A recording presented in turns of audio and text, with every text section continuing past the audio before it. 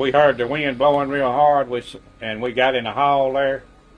I got in the chair behind that corner there. My wife and mother-in-law and dog was on further in the hall there.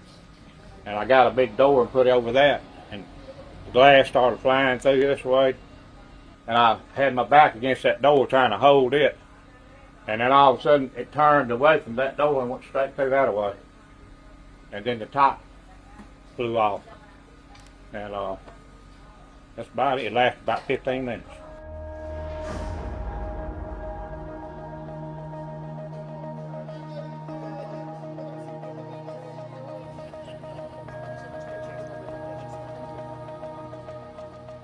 But this particular storm was different. So I was kind of unaware of it, but when I heard the strange noise and the wind and stuff, I jumped up and put on some clothes and jumped in the bath too.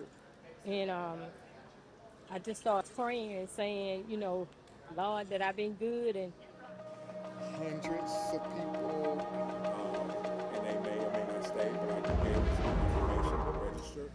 We need more prayers now than ever. That's the only thing that would bounce the love and the rebuild. We must start with unity. We must start with love.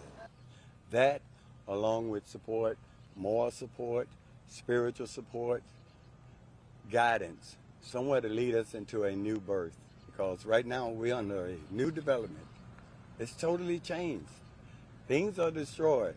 Things must be rebuilt.